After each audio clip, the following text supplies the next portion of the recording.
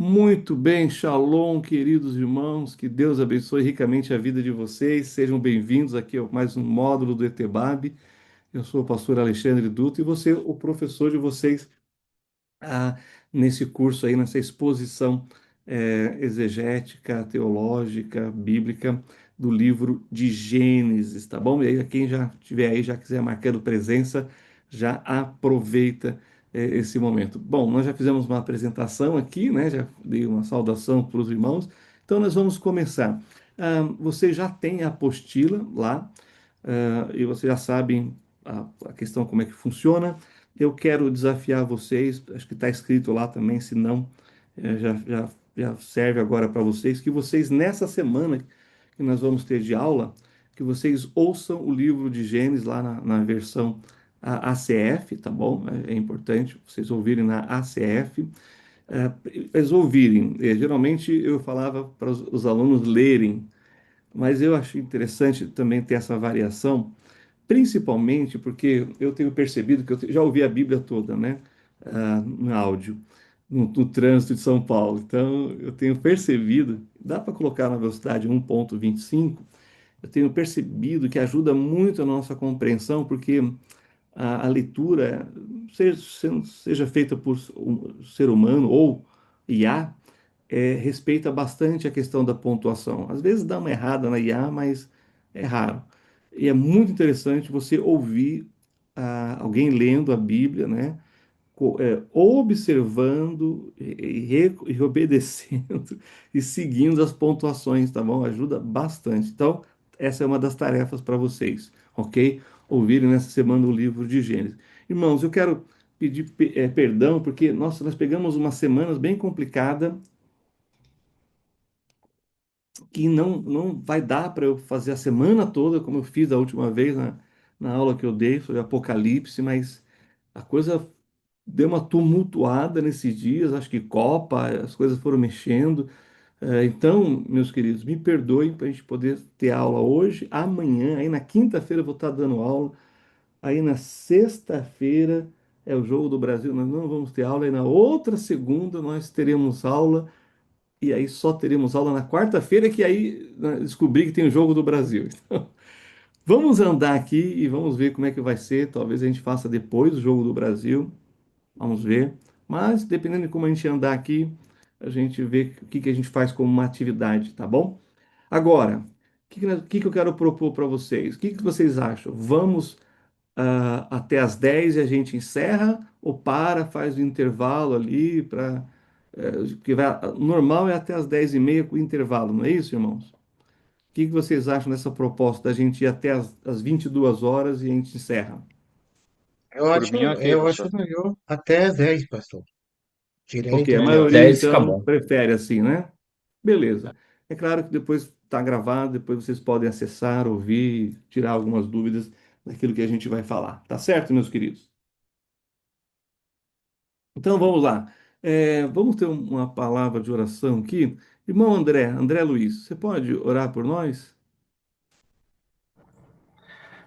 Oremos. Pai bendito, Deus amado, nós louvamos e engrandecemos o Teu nome pela oportunidade, pelo privilégio que temos, Senhor, que o Senhor nos dá de nos reunirmos nesta noite com esse objetivo de estudarmos o livro de Gênesis. Rogamos as Tuas bênçãos sobre a vida do pastor Alexandre, que ele Amém. possa ser conduzido pelo Teu Santo Espírito, que nós possamos também, Senhor, receber os conhecimentos agora passados por ele, possamos crescer, Pai. O Senhor ilumine os nossos pensamentos, que nós possamos estar diante de Ti numa posição correta nesse momento, com toda a atenção, para que possamos nos dedicar nesses minutos, nessas horas, Senhor, que nós vamos passar aqui. Assim nós oramos agradecidos, rogando a Ti a Tua misericórdia, a Tua graça e o Teu amor, que eles nos acompanhem, no nome santo do Senhor Jesus. Amém. Amém. Muito bem, meus queridos irmãos, deixa eu dizer uma coisa importante aqui para vocês. Eu não fiz um PowerPoint do livro de Gênesis ainda. Eu tenho várias partes de Gênesis, mas não concluí. Então, nós vamos acompanhar aqui na apostila, tá bom? Eu vou apresentar para vocês a apostila. Calma aí. E aí vocês vão. Calma aí, agora deixa eu ver. Calma aí. Deixa eu pegar aqui. E aí vocês vão acompanhando comigo na apostila, tá bom? Deixa eu só agora, deixa eu achar, deixa eu abrir ela aqui. Calma aí. Bom, deixa eu abrir aqui novamente. Opa, calma aí.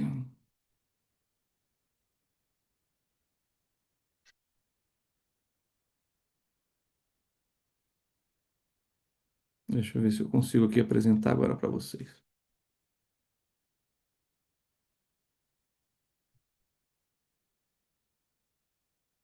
Aqui.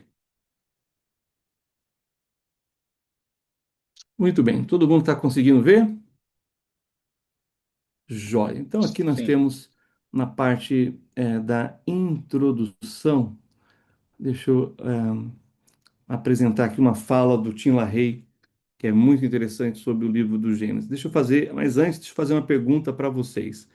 Quem sabe me dizer quais são os três livros da Bíblia que são os mais atacados? Nós temos 66 livros da Bíblia, todos eles são questionados, mas quais são os três mais atacados? Alguém sabe? Diga para gente. Vocês acham que são os mais atacados?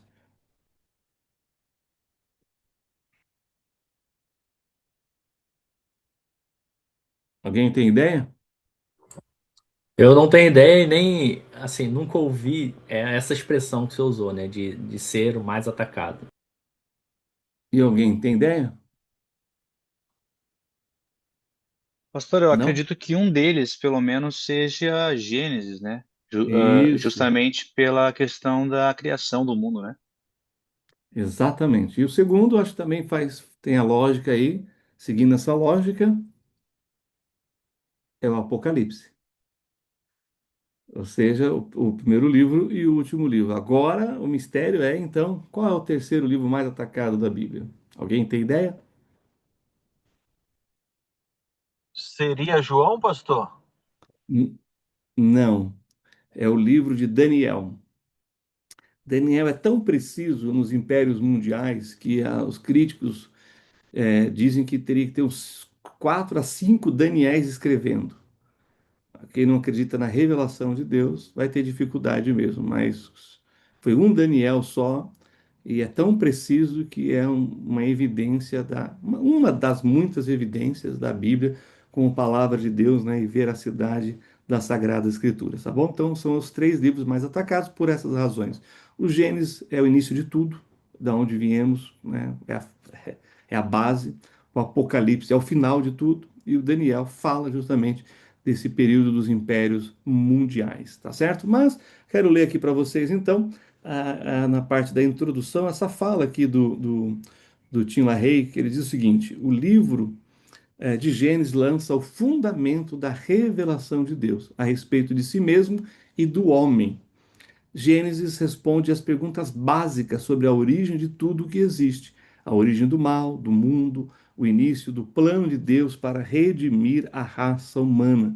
Este livro, tão singular e ousado, fala desde os atos criativos de Deus, a origem do casamento, pecado, sacrifício pelo pecado, família, trabalho, assassinato, raça, civilização e o povo escolhido de Deus, que é a nação de Israel, tá certo? Então, o livro de Gênesis vai responder uma das principais perguntas da filosofia, né? De onde viemos, né?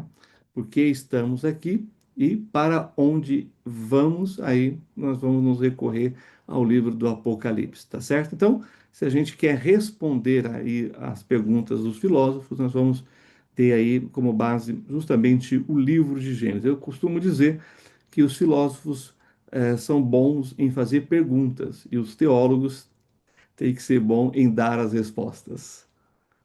Ok?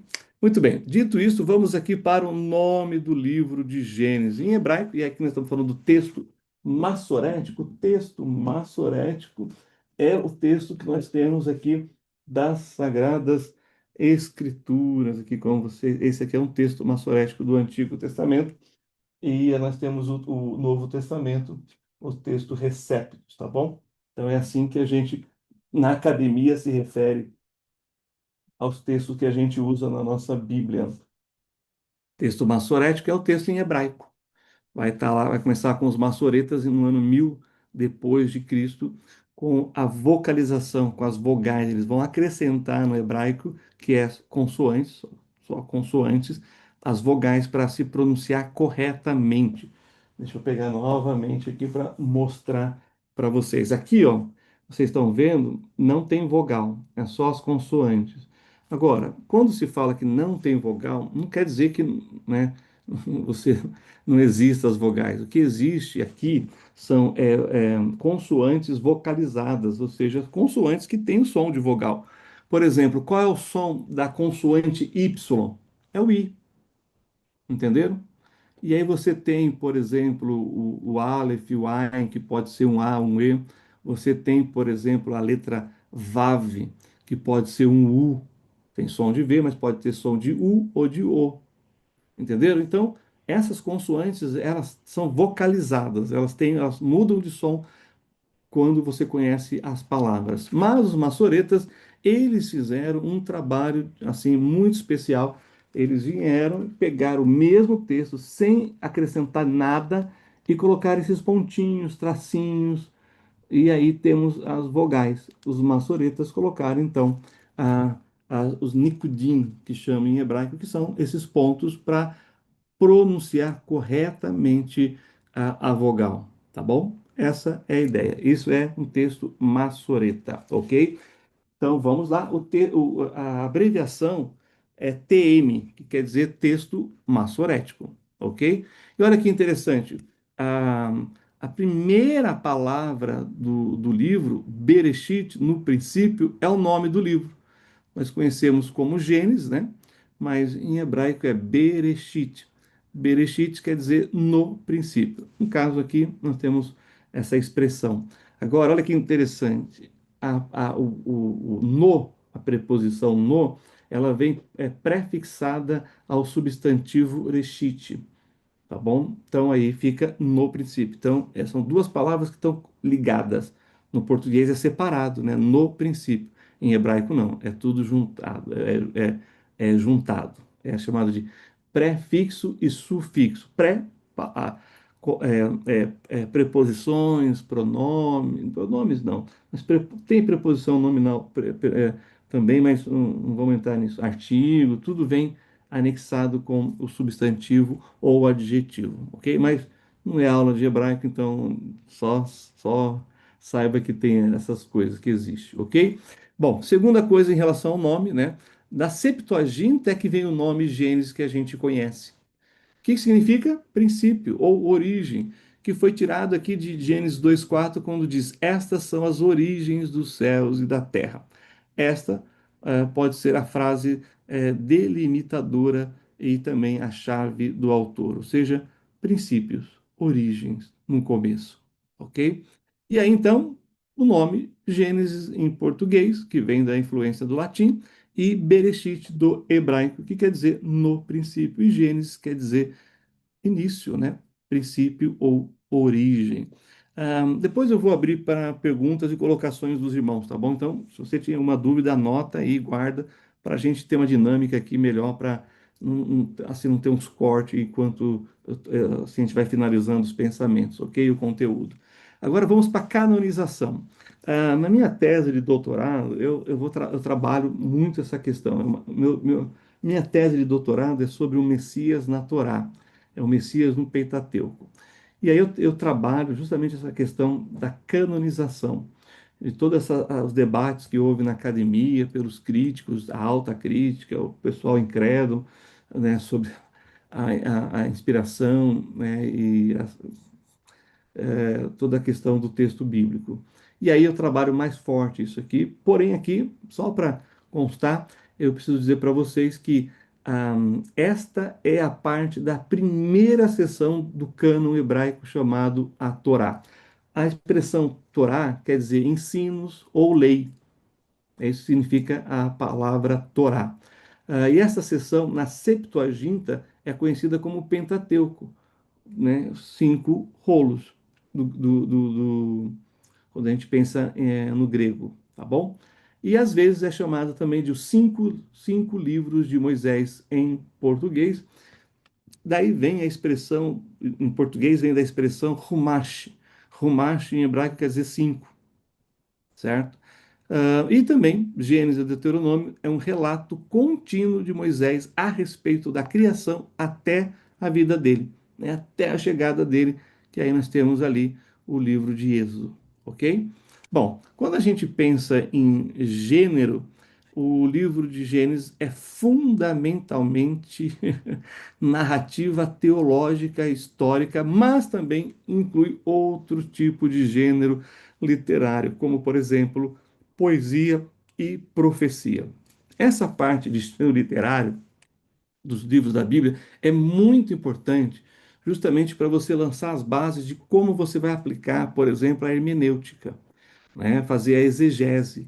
Ou seja, você tem que saber que estilo literário que é o que você vai estar analisando, avaliando, justamente para você usar as ferramentas certas. Estão entendendo? Essa é a ideia aqui. Tem que saber o que é. Agora, eu falei para vocês que tem poesia, né? Que tem aqui profecia, mas é basicamente narrativa. Porém, eu tenho que destacar uma coisa importante para vocês que não está escrito que o livro de Gênesis tem como propósito contar a origem e apontar para a origem de um povo, que é o povo de Israel.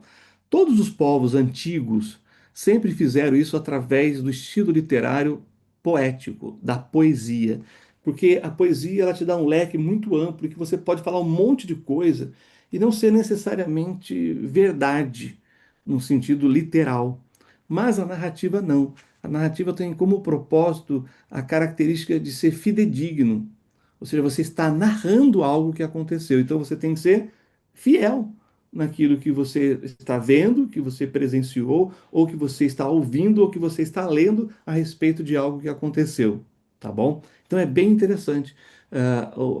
O livro de Gênesis, assim como o Pentateuco, que é a maioria dos livros bíblicos, tem narrativa. Ou seja, ela se compromete com a veracidade dos fatos. Estão entendendo? Isso aqui é muito importante. Isso difere a literatura bíblica do povo de Israel em relação a outras literaturas de outros povos antigos, ok? Que na maioria esmagadora foram escritos de forma poética. Agora está na moda, né? Aí a Odisseia do Homero, Ilíada, todos esses livros que são que são poesias, né? Que tem fatos históricos, mas também tem fantasia, tem as coisas que é chamada de mitológicas.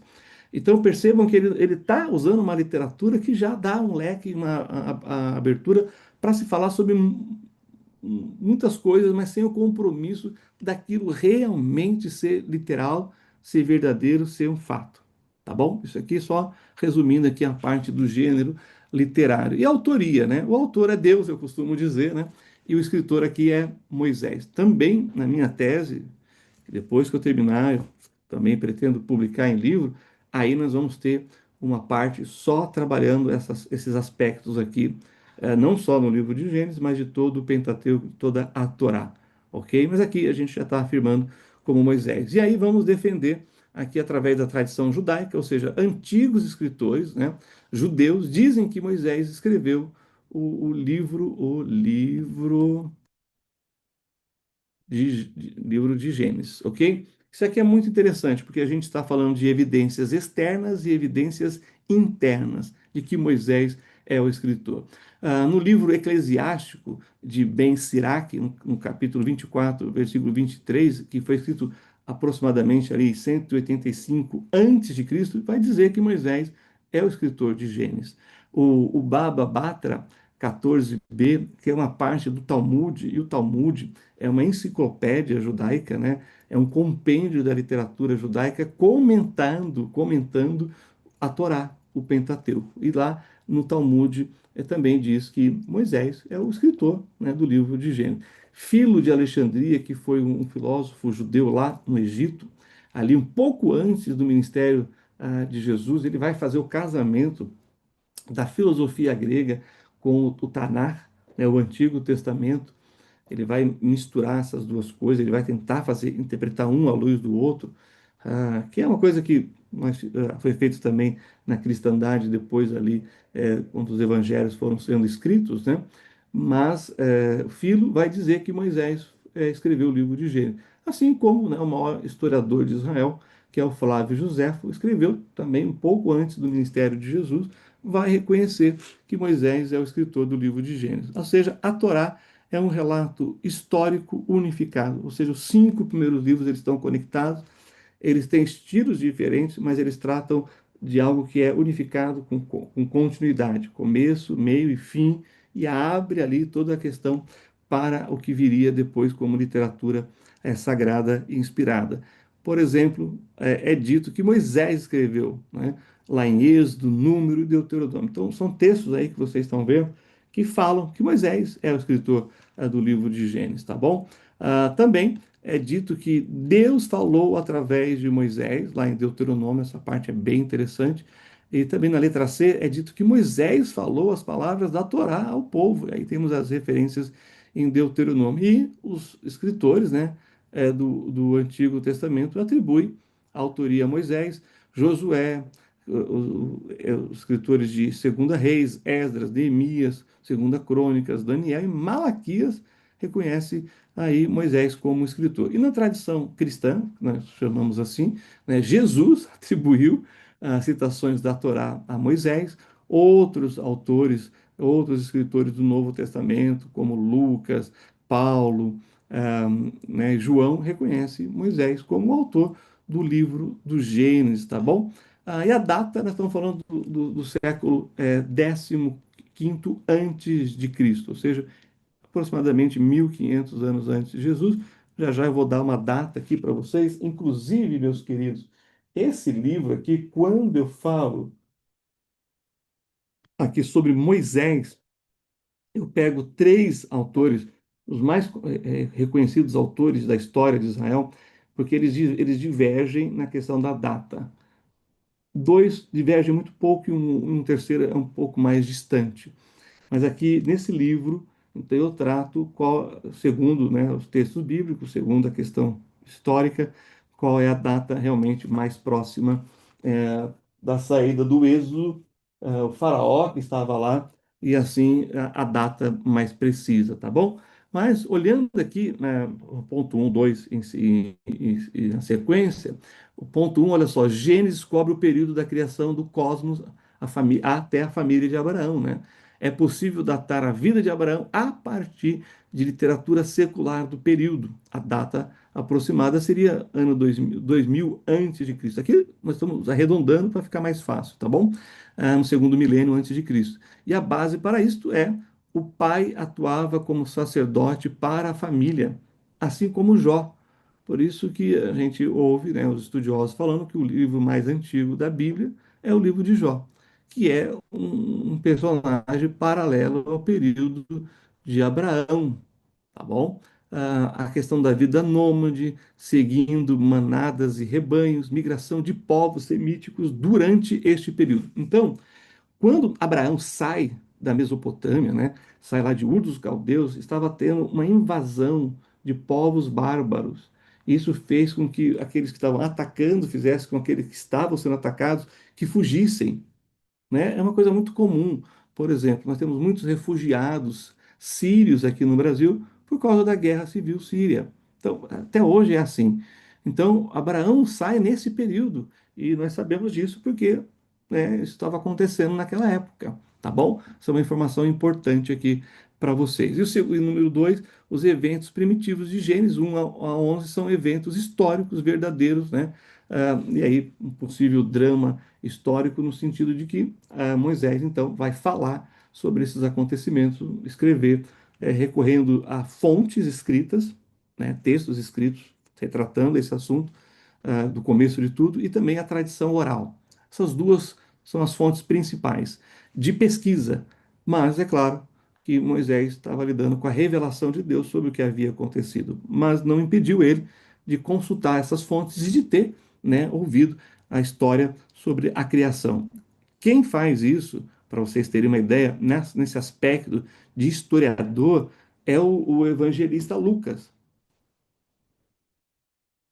Deus não só revelou para ele sobre, né, o evangelho que leva o seu nome, como ele entrevistou pessoas oculares lá na época. Estão entendendo? Então essas coisas estão ali acessível ao historiador, ao pesquisador. Porém, tudo é controlado, dirigido e orientado pelo Espírito Santo. É isso que nós chamamos de inspiração bíblica, tá bom? Agora aqui eu quero tratar com vocês a data mais específica, né? Quando você estiver falando com historiador, alguns vão preferir a expressão aproximadamente e outros vão preferir a expressão exata. Procure saber qual é a linha que cada historiador segue para você não ter problemas, tá bom? Porque isso aqui dá muitos debates, ok? Mas no item 3 aqui, olha só, deve ser lembrado, quando estudar Gênesis, que os eventos históricos são registrados por Moisés, que conduziu o povo de Deus para fora do Egito no ano de 1445 a.C., baseado em 1 Reis, capítulo 6, versículo 1. Portanto, pela revelação divina direta, Moisés registra como tudo começou e por quê. Ok? Então, aqui, essa é a primeira parte que eu queria falar com vocês. Antes da gente entrar aqui para fontes para corroborar o cenário histórico, alguém tem alguma pergunta sobre essa primeira parte aqui? Pode abrir aí o microfone e fazer a sua pergunta, fazer a sua colocação. Tem alguém? Abra o Pastor, microfone e já mete a sua. com Sim, relação a essa parte histórica, né, que é o livro de Gênesis, tem essa narrativa histórica. É, é muito interessante, eu estava acompanhando um outro professor que ele fala de como naquele tempo as famílias eram grandes e os homens viviam muito tempo e toda essa troca de informação ela era muito densa, né? Eles passavam muitas informações entre eles e toda essa história ela ficava muito condensada dentro dessa parte, né? Ocorreu isso também, por exemplo, da união de Paulo e Lucas, ou seja, Paulo provavelmente ajudou Lucas também com isso, já que ele foi formado aos pés de Gamaliel, que era alguém tão notável em Israel. interessante. Quando você pega o livro de Lucas, o Evangelho, ele vai para as fontes primárias, pessoas que viveram. Quando ele começa a escrever o livro de Atos, ele faz a mesma coisa. Ele vai para os primeiros apóstolos, até que ele começa a fazer parte da equipe missionária do apóstolo Paulo, que a coisa sai de Jerusalém e começa a ir para todo mundo. E aí então ele vai presenciando eh, os acontecimentos e registrando, bem como, né, tendo a revelação da escrita do próprio apóstolo Paulo, que é muito interessante. Para ler o livro de Atos, você tem que estar lendo o livro de Atos e as epístolas para saber onde o apóstolo Paulo estava, o que que ele estava fazendo e fazer o paralelo dos acontecimentos missionários no livro de Atos, pensando, né, na segunda parte com Paulo e as epístolas. Então, com certeza, Saulo, que depois se tornou Paulo, era a fonte primária ali para Lucas escrever, né, a história da igreja. Tá bom? Mais alguém?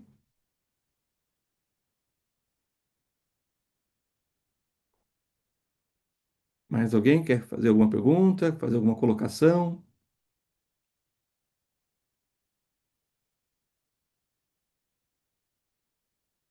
Não? Então tá bom. Então agora vamos para fontes. Fontes para corroborar o cenário histórico. Vamos lá. Outros livros bíblicos, né? é, que vão se somar e vão, né, contribuir. Por exemplo, né, quando você pensa o Salmo 8, 19, 50 e 104 falam da criação também. O tempo de Abraão, a história de Jó, estão entendendo? Fontes arqueológicas seculares, ou seja, foi achado muita coisa. Ai, puxa vida, deixa eu ver. Ah, eu tenho um outro livro aqui, mas não está aqui. E, puxa, pensei em separar ele e não separei. E acabei esquecendo. Que é essas partes de achados arqueológicos, contando histórias, acontecimentos muito parecidos com os do Gênesis, que a gente vai vai vendo uma similaridade, ou seja, tem uma fonte original, tem uma fonte em comum, embora alguns livros, né, que não são inspirados, tenham distorcem algumas coisas, tá bom? Ah, como os contos de Gilgamesh e assim por diante, ok? Também o paralelo literário conhecido, né, mais antigo do cenário cultural de Gênesis 1 a 11 é os tablets, né, cuneiformes de Ebla. Eu tenho esse livro, de Ebla, os achados ali, os tablets de, não é o tablet, não, é o tablet mesmo lá, um quadradinho lá, um retângulozinho de argila que eles escreviam ali com uniforme, né, com a letra uniforme, falando de muitas coisas que a gente encontra, inclusive, na história dos patriarcas e nas histórias sobre a criação, tá bom? Ah, foi encontrado lá no norte da Síria, estamos falando 2.500 anos antes de Cristo, portanto, 500 anos antes de Abraão, escritos em acádio, tá bom? Então, isso aqui é bem interessante. Só para vocês terem uma ideia, quem aqui já assistiu aquele filme Escorpião Rei? Quem já assistiu, diga eu assisti. Eu saber a quantidade de pecadores que temos entre nós aqui. Quem é que assistiu aí se revela agora, seu pecador. Ninguém assistiu? Que é isso? Já, Você assistiu, já, Breno? Então somos dois já. pecadores aqui. Será que tem mais aqui ou não? Era o velho homem, pastor. Tá bom. Olha só, é claro, você tem lá o Dwayne Johnson, aquele ator muito engraçado, tal, faz muito sucesso e tal. Porém, os consultores ali, o pessoal que deu as informações de como era, né? Porque lá ele fala do Império Acadiano, que rivalizava com o Império Mesopotâmico, tá entendendo? Irmãos, tirando a fantasia, aquelas coisas de magia, aqueles cenários era exatamente o que era. Era muito próspero, era muito rico, era muito desenvolvido, claro, por contexto da época. Tinha muita física, tá entendendo? Tinha muita astronomia lá. Então, se você olhar, tirando as bobagens que tem no filme, mas olhar o cenário de 4.000 anos atrás, eles fizeram assim com uma habilidade, resultado de muita pesquisa arqueológica. Estão entendendo? Então vale a pena assistir esse tipo de filme com esse olhar aí histórico, cultural, né? E também ali das construções da época, ok? É esse contexto aqui que nós estamos falando da vida de Abraão que eu tentei trazer alguns aspectos, né? Claro, para não ficar um livro muito grosso, senão eu tenho um livro aqui que onde é que ele está aqui? Eu não estou achando aqui. Esses livros aqui são história de Israel. Eu tenho um que está no outro lado lá. Aí tem esse aqui também. Agora, tem outros livros que são dessa grossura, então é muita informação. Então eu peguei alguns aspectos para mostrar esse pano de fundo histórico que vai confirmar aquilo que nós acabamos de mencionar sobre, né, o texto de Gênesis, tá bom? Claro, uma outra linguagem, uma outra perspectiva, um certo estilo literário de poesia, entenderam? Mas que você vê, opa, era uma informação que todo mundo tinha lá naquela região, tá bom? Onde tudo começou, ok? Agora, na unidade literária que eu quero falar para vocês aqui do contexto, o esboço é baseado, esse aqui é o esboço do próprio livro de Gênesis, olha que interessante. Dá para você fazer a leitura seguindo esse esboço aqui. Eu tenho um outro esboço, mas esse é o esboço do próprio livro de Gênesis. E cada parte, depois do início, né, de Gênesis 1:1, ele vai ser dividido em Toledot. Toledot quer dizer gerações. Então, toda vez que você lê no livro de Gênesis a expressão estas são as gerações de, estas foram as gerações de, ele está começando uma nova sessão, tá bom? Olha só, então origens ou geração do céu e da terra, capítulo 1, versículo 1 até o capítulo 2, versículo 3. Origens da humanidade, capítulo 2, versículo 4 até o capítulo 4, versículo 26. Gerações de Adão, gerações de Noé, gerações dos filhos de Noé, gerações de Sem, gerações de Terá, gerações de Ismael, gerações de Isaque, gerações de Esaú, gerações dos filhos de Esaú, gerações de Jacó. Então, vocês vão percebendo, aqui é a própria divisão do livro de Gênesis, tá bom? Tem aqui um pano de fundo literário mesopotâmico, mas tem uma expressão literária egípcia. O que quer dizer isso? Que ele escreve seguindo essas duas influências, no pensamento mesopotâmico e também no pensamento egípcio, que eram os dois polos, né, dos dois impérios mundiais mais importantes da época, onde tinha ali todo o desenvolvimento do conhecimento, da matemática, da física, das artes, da astronomia, das ciências, na área da saúde, na questão também militar, na confecção de coisas, de armas e de ferramentas e de tudo aquilo que uma sociedade precisa para ser próspera e pujante, né, naquela época, tá bom? E é claro, o versículo-chave aqui é Gênesis 1:1, no princípio criou Deus os céus e a terra. E nós temos aqui a linhagem messiânica no livro de Gênesis. Essas são as principais, existem outras aqui que eu vou estar destacando para vocês conforme a gente estiver lendo o livro de Gênesis, tá bom? Aqui nós temos a semente da mulher em Gênesis 3:15, que é a relação humana, né? E aqui nós temos aquilo que é chamado de proto-evangelho, a semente de Abraão, Gênesis 12, aí é uma relação nacional, e a semente de Judá, que é ali no capítulo 49, né? Capítulo antes do capítulo final de Gênesis, falando da tribo de Judá, que aí fala da relação tribal, e vem aí também a questão da a origem do Messias a partir da tribo de Judá, a partir de Davi e Jesus, ok? Então, aqui é a linhagem messiânica, ok?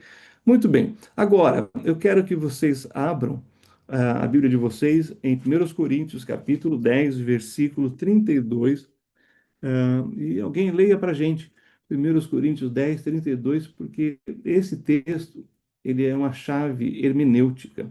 Ele ajuda a gente a entender o contexto bíblico, porque no contexto bíblico nós temos a divisão em três povos que Deus faz. Deus tem o Israel, né, o judeu, os gentios, que são os gregos, e tem a igreja, que é a união de judeus e gentios que creem em Jesus, tá bom? E 1 Coríntios fala sobre isso. Ou seja, ou Deus está falando para Israel, ou Deus está falando, né, para as nações, ou o Senhor está falando para a igreja. Jesus é o Senhor da igreja, ele é o rei de Israel e ele é o juiz das nações. É isso que vocês têm que ter em mente quando vocês estiverem lendo um livro bíblico, né?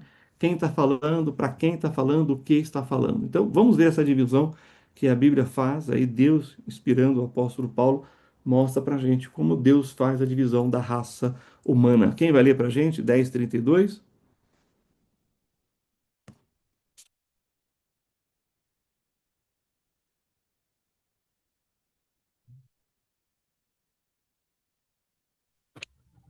É, 1 Coríntios 10, 32, portai-vos de modo que não deis escândalo nem aos judeus, nem aos gregos, nem à igreja de Deus. Tá aí, só tem esses três grupos na face da terra. E a igreja é o mais recente desses, ok? Se você entendeu isso, 50% dos problemas teológicos estão resolvidos na mente e fica mais fácil interpretar as Sagradas Escrituras. O maior problema é que as pessoas estão lendo lá um texto que fala sobre Israel e estão vendo igreja, ou estão lendo um texto das nações e estão vendo Israel. Aí, meus irmãos, não tem como dar certo. Aí vai dar errado em algum momento a interpretação bíblica, ok? Agora, uma outra questão importante também na sequência é a divisão das dispensações. Por exemplo, a dispensação da inocência, da consciência, essas se encerraram ali no contexto aqui do livro de Gênesis. Mas a dispensação do governo humano, ela está em vigor até hoje, que é a responsabilidade após o dilúvio do homem se organizar e viver em sociedade. com direitos e deveres, está entendendo? Privilégios e responsabilidades. Ou seja, o homem, né? O Senhor Deus deu os princípios das leis, leis universais, e o homem então vai desenvolvendo novas leis de acordo com a necessidade dentro desse princípio. Essa dispensação do governo humano está válida até hoje, tá bom? Nós temos, por exemplo, a dispensação da promessa, ah, que está valendo, sobretudo, para quem crê em Jesus, né? Que é a promessa maior feita para Abraão, na sua semente, na sua descendência, que é o Messias. Aí nós temos a dispensação da lei, que vale para o povo de Israel, né? Nós não estamos debaixo da dispensação da lei, mas os judeus estão debaixo da dispensação da lei. Eles estão esperando ali algumas coisas que Deus prometeu que ainda não aconteceram, e que não aconteceram mesmo com a vida de Jesus. Porque muitas coisas que o Senhor Jesus cumpriu muitas coisas que ele cumpriu na primeira vinda, está faltando e que ele vai cumprir na segunda, que ele vai cumprir na sua segunda vinda. Aliás, de tudo aquilo que foi dito, muitas coisas ele cumpriu na primeira vinda, mas tem coisa que está faltando e que nós sabemos que ele vai cumprir na sua segunda vinda, tá bom? Então essa lei para Israel está valendo, é claro que não plenamente, porque eles estão de volta para o seu país, mas eles não têm templo, então eles não fazem sacrifício, então eles não cumprem muitas outras leis por causa da falta do templo, ok? E aí nós temos a dispensação da igreja, ou seja, é uma outra dispensação, uma outra época, mas nós estamos lá vivendo debaixo de governos humanos que têm as suas leis, e nós, né, não somos antinomistas, nós não somos fora da lei, nós seguimos a lei de Cristo, que é, em certos aspectos, muito mais severa do que a lei que Deus deu para Israel através de Moisés. Lembra? Uma muito fácil para a gente recordar, quem era considerado um adúltero? Quem, né, adulterasse com a esposa de uma outra pessoa. Na dispensação da igreja, se você desejar a mulher do próximo, já é adultério. Ou seja, se você desejar a morte de alguém, já é homicídio. Então, percebam que as coisas é mais profunda, né? Algumas pessoas acham que porque não estamos debaixo da lei, que a gente pode fazer o que quiser. Não, não podemos. Não podemos nem em relação ao governo humano onde estamos e muito mais a nossa consciência da lei de Cristo, tá bom? Então, isso aqui é muito importante a gente entender. E volta, né, para a última dispensação do milênio, que aí é o governo de Cristo na face da terra. Aí já não é mais governo humano, já não é mais a lei, né? É o próprio Cristo governando entre os homens, tá bom? As sete dispensações é um curso muito maravilhoso, muito especial, que eu acredito que quem dá é o pastor Ricardo Marques, não sei quantos aqui já tiveram essa aula com ele, tá bom? E agora esse aqui é o esboço que eu separei para a gente seguir aqui a nossa dinâmica, a nossa didática, tá bom? Que é a parte um, a criação, a 2, a queda, os patriarcas, o dilúvio, as nações, Abraão, Isaque, Jacó e José. É esse esboço aqui que nós vamos seguir aqui no nosso curso do livro de Gênesis. Agora, antes da gente entrar agora no texto bíblico e fazemos então a nossa exposição exegética, lembrando que nós vamos fazer exposição exegética nos primeiros capítulos da Bíblia, né? Depois da parte dos patriarcas, aí já vamos fazer menos exegese, mas vamos ler os textos e entender certos acontecimentos. Mas aqui não tem como, tem que fazer exegese, e nós vamos fazer pegando aí palavra, frases, aí dos primeiros capítulos de Gênesis, tá bom? Então, até aqui, alguma pergunta, alguma curiosidade, alguma colocação que os irmãos queiram falar, pode abrir o microfone, você tem aí a oportunidade de fazer a sua pergunta ou seu comentário. Pastor, tem uma pergunta sobre a questão lá da divisão, a divisão, as sete divisões lá da coisa, a inocência, a lei e tal. Então, Uhum. basicamente, as pessoas que eram antes de ter a lei, ela simplesmente, tipo, fala na Bíblia que haverá menos rigor para Sodoma e Gomorra do que para o judeu, seria mais ou menos isso.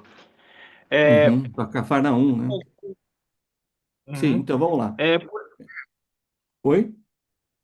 por acaso, teve gente em Sodoma e Gomorra que conseguiu ser salva por conta que não sabia da lei? Então vamos lá. Como eu disse, todos estamos debaixo da lei do governo humano que é após o dilúvio. Todas as nações têm o conceito de certo ou errado. Alguns conceitos são equivocados, mas todo mundo sabe, porque tem a lei no coração e é essa lei que acusa e condena o homem. A lei de Deus ainda não tinha sido dado lá em Sodoma e Gomorra. A lei para Israel vem com Moisés, tá bom? Então todos ali estavam debaixo dessa lei do governo humano.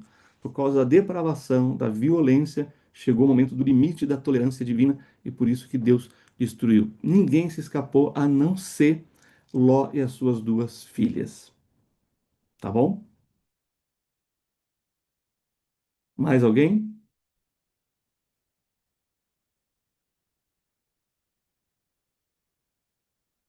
Deixa eu só fazer um adendo aqui, mais uma vez, recorrendo a esse livro que eu escrevi, justamente pensando nessas coisas.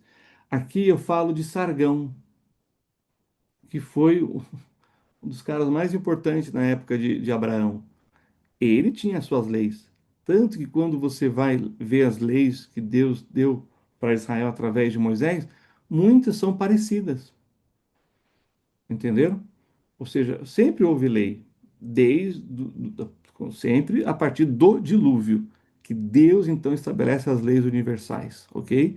E aí cada grupo que vai né, se estabelecer em sociedade, os três filhos de Noé, que eu também falo aqui eu explico melhor sobre essas leis, tá bom? Essas leis do governo humano. Ou seja, mas sempre houve a tribo indígena mais remota aqui no Brasil, em qualquer lugar, também tem um código de leis. Ok? Ficou claro isso? Mais alguma pergunta?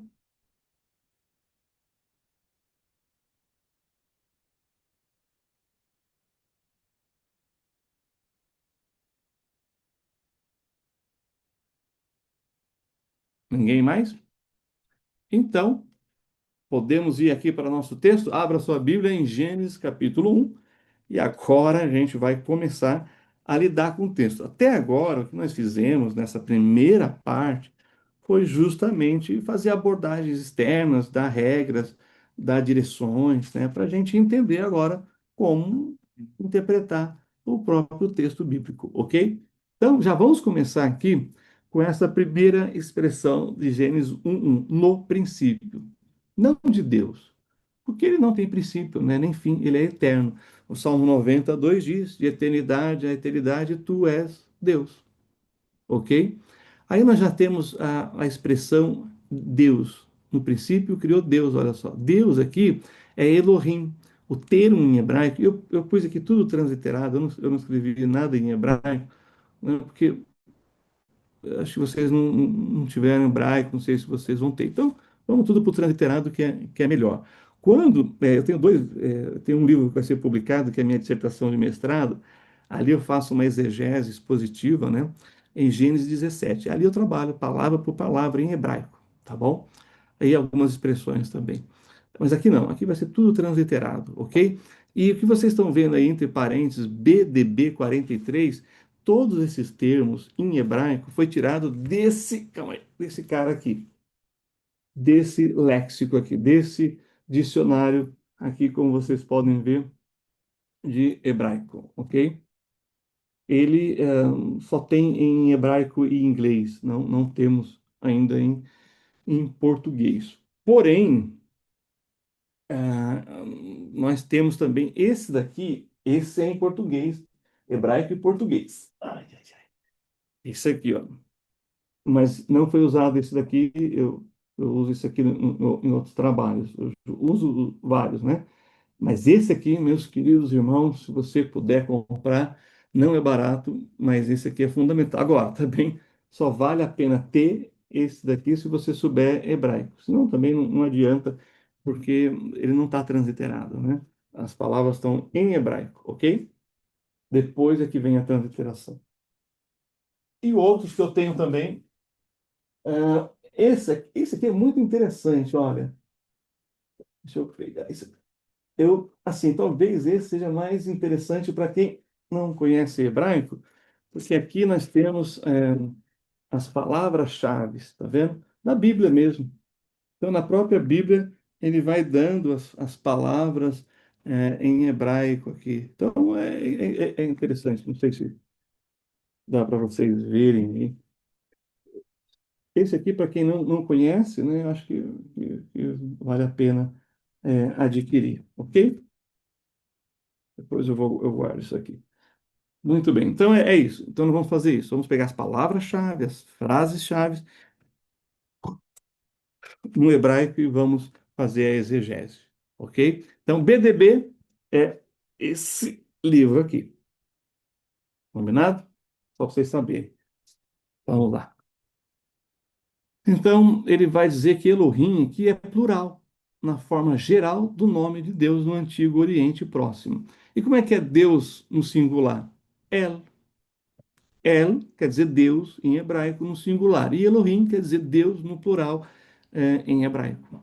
E ao se referir ao Deus de Israel, o verbo é normalmente, olha só, tem 6 exceções, mas normalmente ele aparece no singular. Isso aqui é bem interessante. Já já nós vamos fazer uma explicação sobre isso.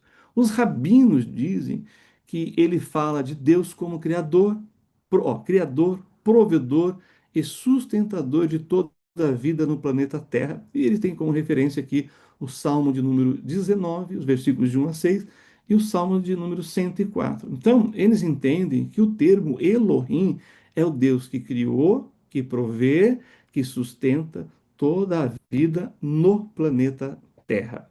Ok?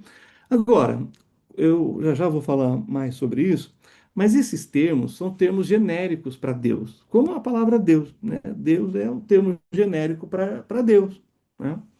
Que pode ser usado para falsos deuses também.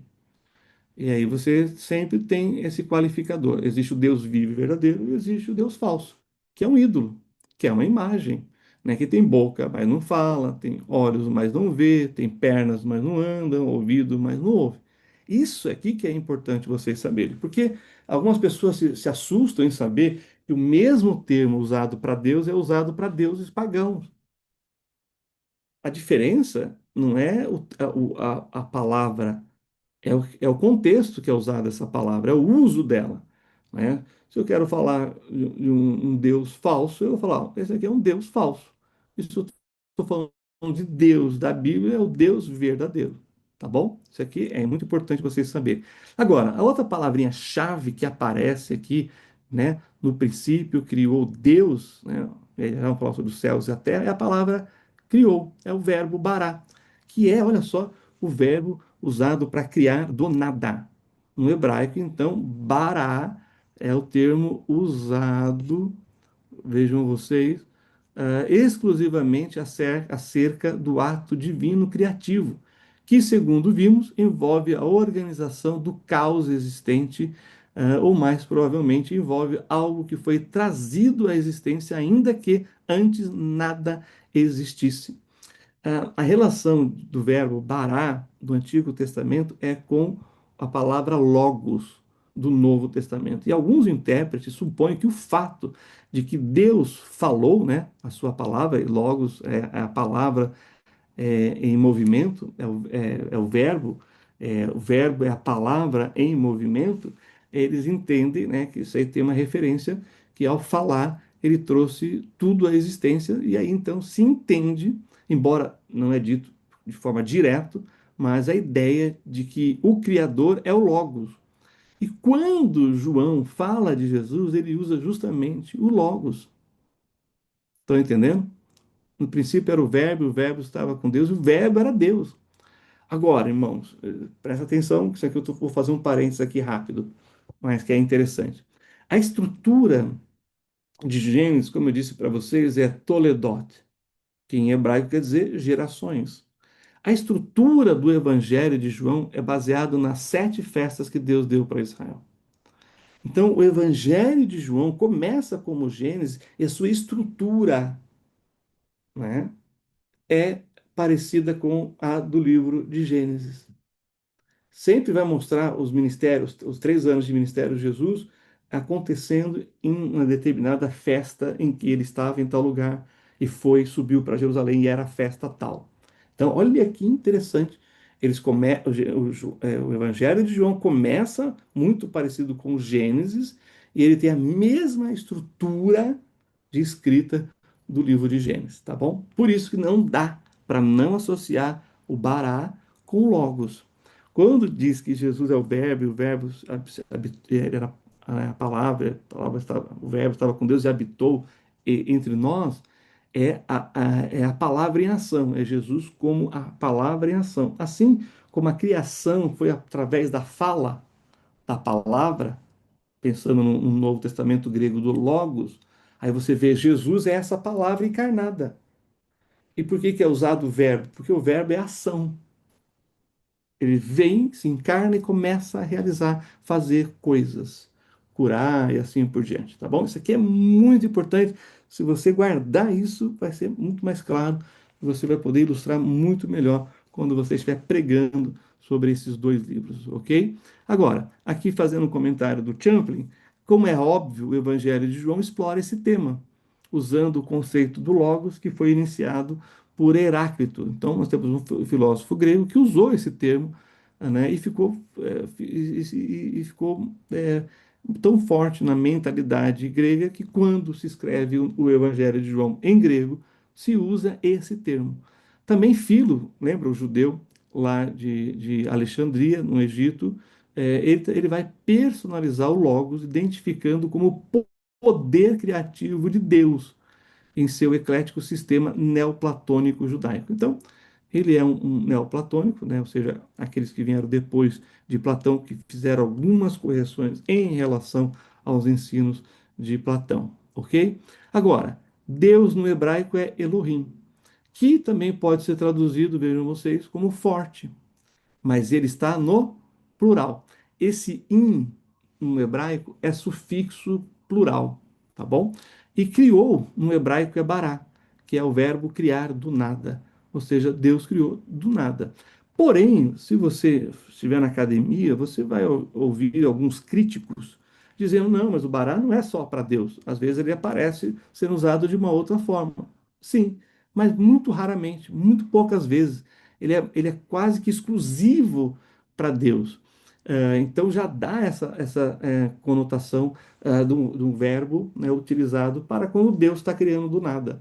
E quando ele aparece, né, outro uso, ele tem o seu propósito ali, que não anula a sua exclusividade para quando Deus está criando do nada. Porque quando Deus vai criar de algo que já existe, ele usa outros verbos, tá bom? Então isso aqui é bom vocês terem em mente. E aí, no princípio criou Deus os céus, e a palavra céus em hebraico é shamayim.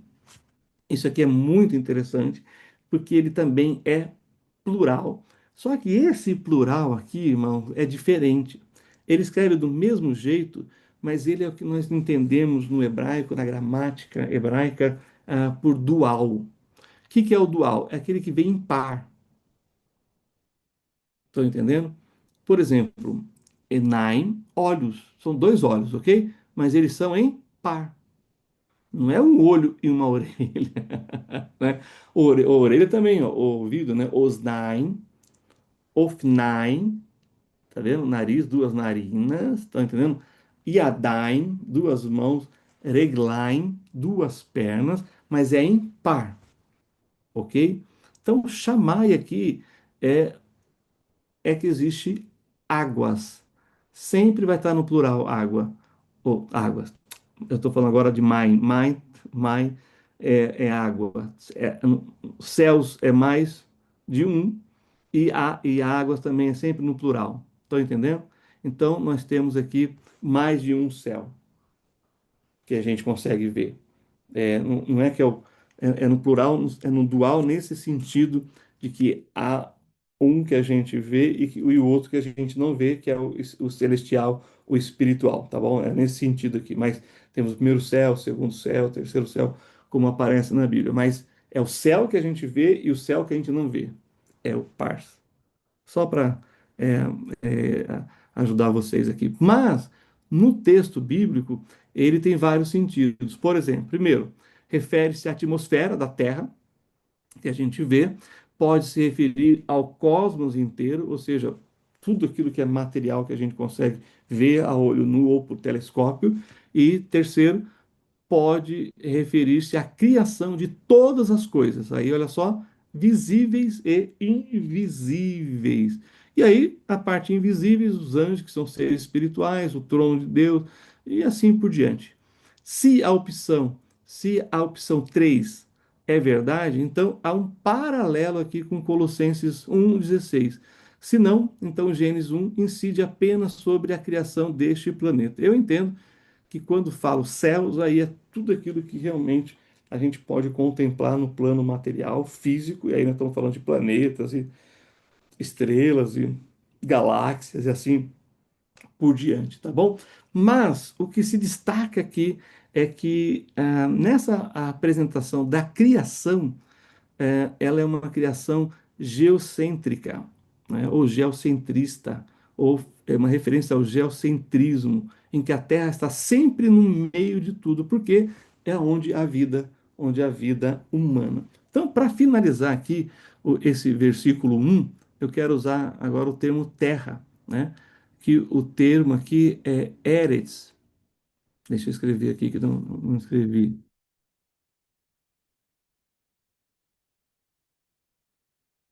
O termo hebraico aqui é Eretz, transliterado, tá bom?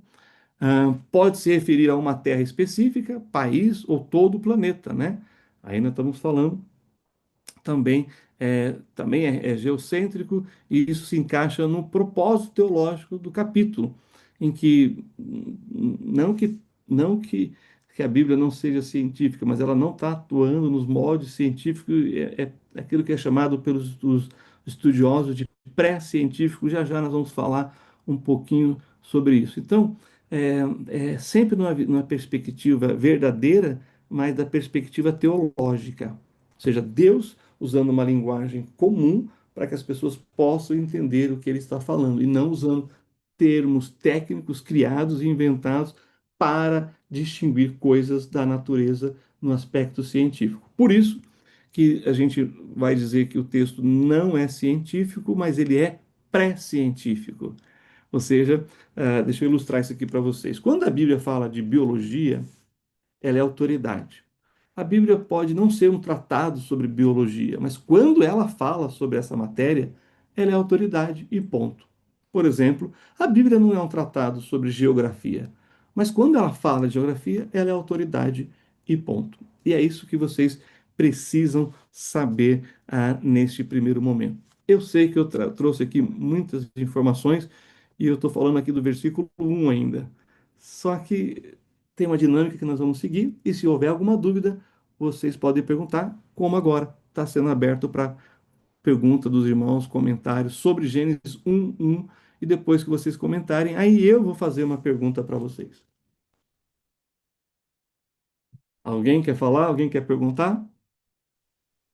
A pergunta que normalmente nós ouvimos, se esse termo, né, ou as interpretações que existem,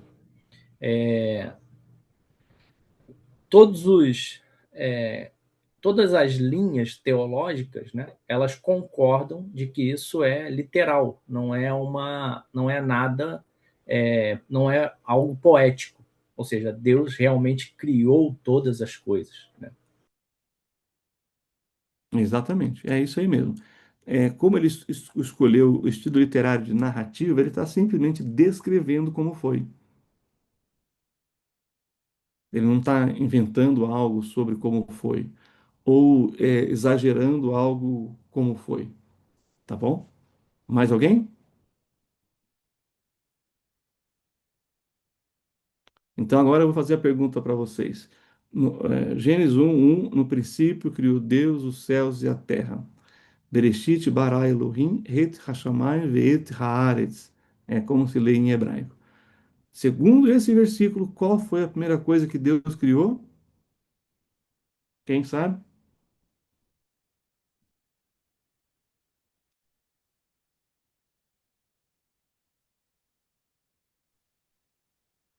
Acredito que Alguém os quer dar uma céus, sugestão? Não, o mundo, né? não. Lembra? É uma narrativa teológica. O tempo? Exatamente. Princípio é uma medida de tempo. Lembra? Deus é eterno, não tem começo nem fim. Para que ele pudesse criar um planeta, matéria e o ser humano, né, ele precisava do tempo, matéria e espaço. Tempo, matéria e espaço. Ok? Então a primeira coisa é o tempo. O que quer dizer Bereshit? Princípio. Né? Principiamos a nossa aula de Gênesis, né? Ou seja, começamos. Né? Então, para ter aqui a minha fala, a minha presença de vocês, a gente teve que separar um tempo para isso. Claro, uma ilustração mais simplificada daquilo que é a criação, o tempo, ok? Muito bem, então agora vamos para o capítulo 1, versículo 2, que diz assim: E a terra era sem forma e vazia, e havia trevas sobre a face do abismo, e o Espírito de Deus se movia sobre a face das águas.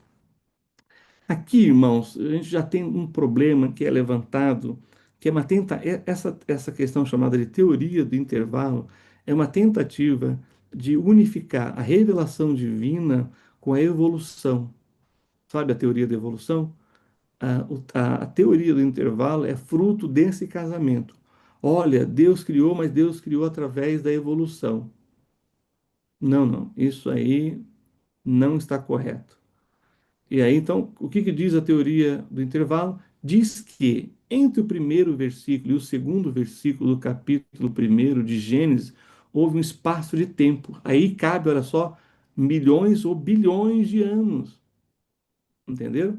Onde Deus havia criado um mundo primeiro e, em consequência da rebelião e queda de Satanás na terra, tudo que nela havia sido criado ficou um caos. E depois, no versículo 2, Deus criou tudo de novo. Aqui também, alguns tentam colocar aqui a extinção dos dinossauros como um evento só, né?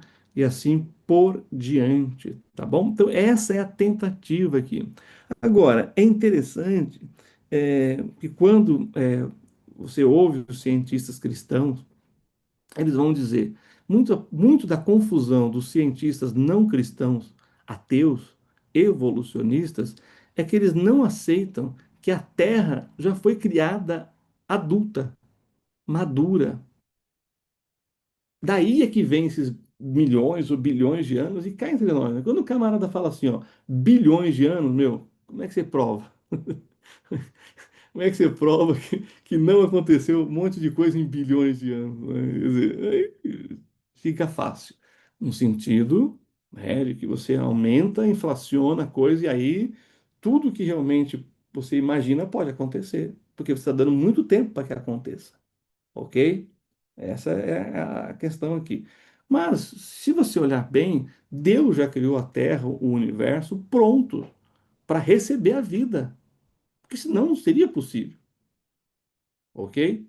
Só para vocês entenderem isso. Agora, vamos refutar aqui então a teoria do intervalo. Algumas razões. Primeiro, não é conforme a história bíblica, né? Essa coisa teoria do intervalo. Deus sempre deixa um remanescente na terra. Lembra o exemplo do dilúvio? Deus não recomeçou do zero. Lembra o cativeiro? Deus não deixou que o povo todo fosse exterminado. Dois, a Bíblia diz que Adão foi o primeiro homem. E lá em 1 Coríntios é dito isso também. Terceiro, a morte entrou no mundo por Adão. Ou seja, não teve outras civilizações, outros povos, outras mulheres, como o pessoal aí tem esses livros, né, apócrifos, que são muito interessantes, mas são tão interessantes quanto a mitologia egípcia, suméria, mitologia grega, tem o seu valor, mas não é revelação, ok? Ah, quinto, a estrutura hebraica de Gênesis é a mesma utilizada em Jonas 3, 1 a 4, com a conjunção VAV, traduzido por e então dando sequência e continuidade ao pensamento. Isso aqui é muito interessante. Você tem o e, o nosso e, a conjunção e, está ligando pensamentos, ideias e acontecimentos que são sequenciais. Estão entendendo? Se não estava o José e a Maria naquele dia que aconteceu tal coisa. Percebe? É simultâneo, é sequencial, eles estão juntos. Está acontecendo ali. E a estrutura de Jonas é a mesma estrutura do hebraico em Gênesis, mostrando que é ato contínuo. Ok? Então, só para dar aqui umas refutações aqui. Bom, quando a gente fala da terra sem forma e vazia, o torro vavorro, ou seja, criada sem forma, sem ser formada. Olha só, e vazia sem habitantes. Ora, o que está por detrás dessa expressão? Que a terra foi criada com todos os elementos básicos e necessários para a criação. Agora, os elementos todos foram criados primeiramente como uma mistura de água, terra e energia, sem ordem ou formação. Ainda não estava energizado, ou seja, sem vida, estava morta. Ou seja, a questão da gravidade, forças eletromagnéticas, órbita, ordem e luz. Tudo estava numa condição de desordem e confusão e sem vida. Deus começou a sua criação assim, aí vem a intencionalidade, com a intenção de terminá-la durante 6 dias. Ou seja, foi uma criação progressiva do primeiro dia ao sexto dia. E aí o termo, e havia trevas, é que não tinha ainda a luz. O que nós estamos pensando aqui? Toda a matéria-prima está ali, pronta, mas ainda ela não foi mexida e preparada para que ela estivesse em cada lugar, em cada coisa conectada a cada outra questão, para que houvesse tudo aquilo necessário para a vida. Ok? Então, e cá entre nós, irmãos, a vida dos animais e do ser humano só aparece no sexto dia. Ou seja, tudo tinha que estar preparado antes, para depois criar o homem e colocar ele ali. Não adiantava nada criar o homem no segundo dia, no terceiro dia, não ia sobreviver. Olha a sabedoria de Deus aqui e a questão da progressividade, tá bom? Agora, próximo parte do versículo diz assim: ó, o Espírito de Deus se movia. Significa agitar, vibrar, bater as asas. Olha que interessante, tremer, desfazendo o caos através de sua ação transformadora. E aí, essa expressão é muito interessante. Ó. O Espírito de Deus se movia sobre a face das águas. Olha só que interessante. A face do abismo e a face das águas é a mesma coisa. Como uma devotada ave à volta do seu ninho, ele se movia, esbanjando seu amor ao mundo recém-criado. Né? Olha que interessante isso daqui. Só para finalizar isso e falar fazer mais um comentário, o termo hebraico ruach é o termo para espírito, é a tradução para espírito, que em grego é pneuma, tá bom?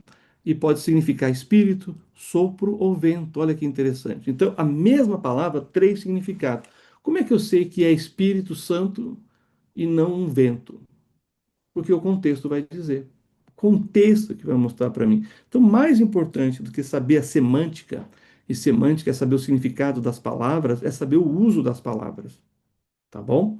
Então é isso aí que eu preciso mencionar para vocês. Bom, por que ele fala dessa questão aqui no versículo 2? Porque na mente do homem bíblico, a questão de água é caos. Sabe, irmãos, nós demoramos muito tempo para dominar o mar, ter navios, ter submarinos, estão entendendo? Coisas das quais a gente possa usar no mar e a gente não ser, né, destruído por ele. Então, essa ideia do mar, das águas, de abismo, sempre foi visto como um caos. E o caos, na mitologia suméria, era tido como um deus. E aqui o texto bíblico está mostrando ali que Deus tem controle sobre a natureza e que a natureza não é uma divindade. A natureza é fruto da criação divina. Portanto, Deus tem controle sobre ela. Irmãos, não é à toa que Jesus andou sobre o mar da Galileia. Vocês estão entendendo? Ele está fazendo uma referência aqui ao Deus Criador que está organizando com o seu espírito agindo numa obra criativa, criadora. Aí vem Jesus e anda sobre a água. Ou seja, quem é esse? Esse é o Deus encarnado. Ou seja, quem tem controle, inclusive, sobre a natureza e cá entre nós. Quem de nós controla a natureza, irmãos? Quem pode impedir um furacão, um terremoto, um tsunami? Não temos capacidade para isso. Com a tecnologia que temos, nós não podemos impedir isso. Podemos, nos preparar para isso melhor, podemos avisar que está chegando para as pessoas correrem e fugirem, não é? Terem tempo ali quando tem, mas controle sobre isso só Deus é que tem, tá bom? Por isso que as pessoas, né, do mundo antigo entendiam que a natureza eram seres divinos, tá bom? Ok? Aqui no capítulo 2, alguma pergunta dos irmãos antes da gente ir para os capítulos 3 a 5?